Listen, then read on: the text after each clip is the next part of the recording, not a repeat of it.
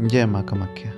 Hi friends, आज हम जा रहे हैं दर्शन करने माता कामाख्या के, जिसके लिए आपको अगर आना है तो गुवाहाटी या फिर कामाख्या रेलवे स्टेशन आना पड़ेगा, या फिर आप फ्लाइट के थ्रू भी आ सकते हैं क्योंकि यहाँ पे एयरपोर्ट भी है। वीडियो में बने रहिए। मैंने जिस तरीके से दर्शन किया वो सारे प्रोसीजर मैं आपको इसमें बताता रहूँगा। सुबह 6 बजे मैं यहाँ ट्रेन द्वारा पहुँच गया था। फिर मैंने बिना किसी देरी के राइड बुक किया और सीधे पहुँच गया माता के दरबार के मंदिर के पास।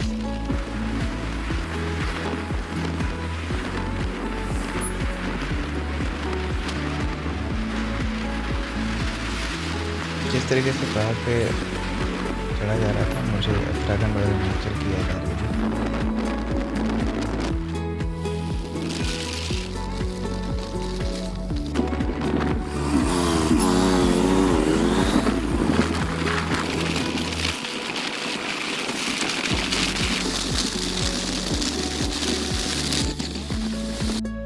मंदिर के पास ही मैंने होटल लिया, वहाँ पे फ्रेश होकर के और लाइन में आ गया, क्योंकि मैंने सुना था कि यहाँ पे लाइन 2-3 बजे से ही लगनी शुरू हो जाती है।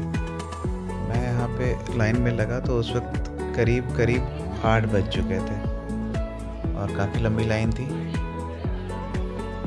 क्योंकि यहाँ पे जो टोकन मिलने का प्रोसीजर था वो 9 बजे स्टार्ट होता है। तो तब तक मैं आपको आसपास का नज़ारा दिखाता हूँ। 9 बजने के बाद ही हमारा लाइन जो है आगे सरकने लगी।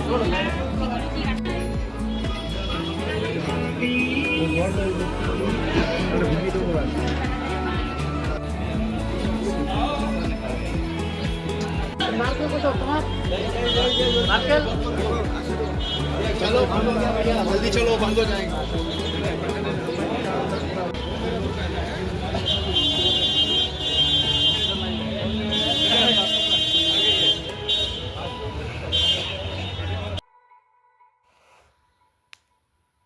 एंट्री कराने के बाद एक सीटिंग एरिया था जहाँ पे हमें बिठा दिया गया और लाइन को धीरे धीरे सरकाया जा रहा था। कुछ लोगों को, भक्तों को अंदर लेकर के फिर उसके बाद ये टोकन दे करके भेज दिया जा रहा था, बाकियों को रोक कर रखा जाता था। मुझे अपना टोकन लेते लेते 2:45 हो गए। 2:45 पर मुझे ये टोकन मिला जो कि फ्री था। बट मुझे एक चीज़ समझ में आ गई कि अगर आपको यहाँ पे दर्शन करना है तो एक साइट है MKD माँ कामाख्या देवालय, वहाँ पर आप पहले से ही बुकिंग कर लीजिए मिनिमम 1 वीक बिफोर, जो जैसे कि लोग यहाँ बता रहे थे, तो ही आपको कम समय में दर्शन हो जाएगा। अदरवाइज़ तो आपका पूरा दिन जाना ही जाना है। फिर टोकन लेकर के मार्केट के अंदर जहाँ पे सारे प्रसाद वगैरह मिलते हैं तो वहाँ से होते हुए सीढ़ियाँ चढ़नी है। फिर थोड़ी दूर पर आपको जनरल क्यू का बोर्ड मिल जाएगा।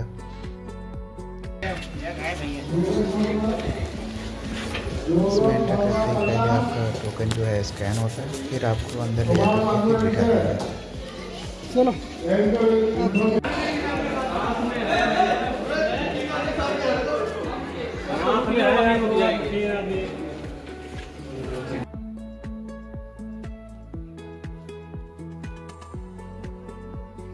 चूँकि इतना ऐसा मौसम नहीं था कि यहाँ पे बहुत भीड़ थी, लेकिन जब तक मैंने इस चीज़ को देखा नहीं तब तक तो मैं ही सोच रहा था कि यहाँ काफ़ी भीड़ होगी, लेकिन यहाँ कुछ और ही मैटर था।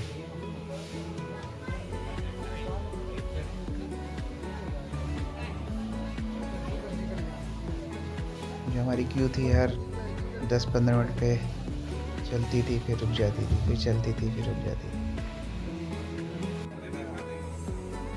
इस समय 4 बज चुके थे शाम।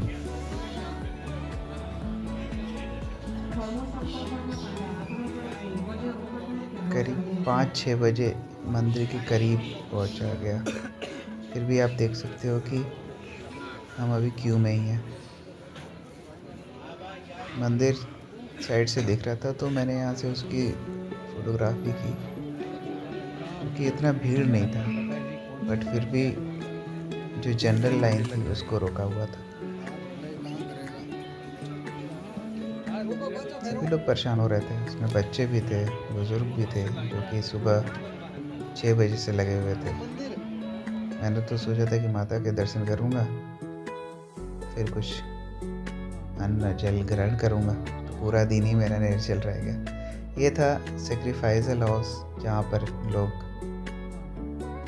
जो देना चाहते थे बलि वो यहाँ पे देते थे। वो चीज़ यहाँ पे होती है।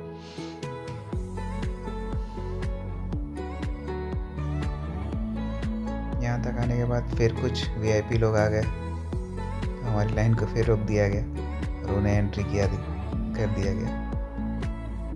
वीआईपी कल्चर मंदिर में नहीं होना चाहिए। वैसे भी जो वीआईपी दर्शन करता है उसको भगवान दिखते नहीं होंगे, पत्थर ही दिखते होंगे, क्योंकि मेरे साथ जितने भी बड़े बुजुर्ग थे सुबह से बिना कुछ खाए पिए वो भगवान के दर्शन करेंगे, तो भगवान एक कदम और आगे बढ़ के उनको, मतलब मैंने तो यही जाना है कि अगर सच्चे मन से कोई भक्त उनको पुकार रहा है तो वो दौड़ के चले आते हैं। तो वो एक कदम चलेगा, तो भगवान वहाँ बैठे थोड़ी रहेंगे, भगवान कैद थोड़ी है।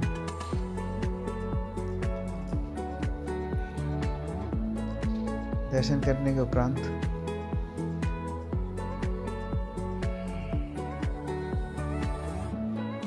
दीपक जलाया और यहाँ का नज़ारा इतना बेहद आकर्षक हो गया था। मतलब दिन भर की थकावट तो फील ही नहीं हुई। इसमें ऊपर वाले की कोई गलती नहीं है, जो भी है व्यवस्था ही है बस।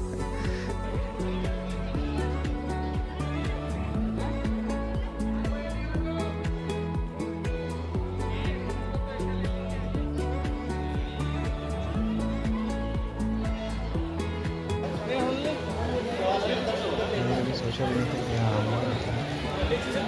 ऐसे बन जाती है। माँ ने बुला लिया और आके दर्शन मैंने कर लिया।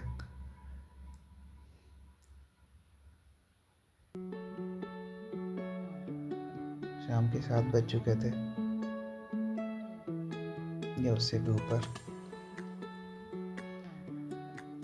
फिर मैं निकलता हूँ और जिस रास्ते से आए थे उसी रास्ते से फिर वापस जा रहे हैं। जय माँ कामाख्या। कोई गलती हुई हो तो माफ़ करिएगा और सभी का कल्याण करिए, सभी पे कृपा बनाए रखिए।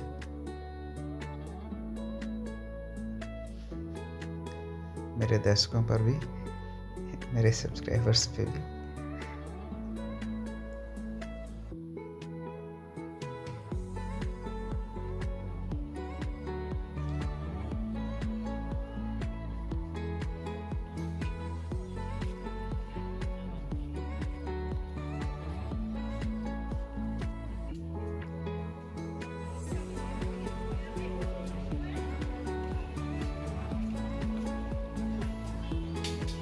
उन्हीं रास्तों से गुजरते हुए फिर वापस मैं चला आता हूँ रेलवे स्टेशन, क्योंकि फिर मुझे दूसरी ट्रेन पकड़नी थी।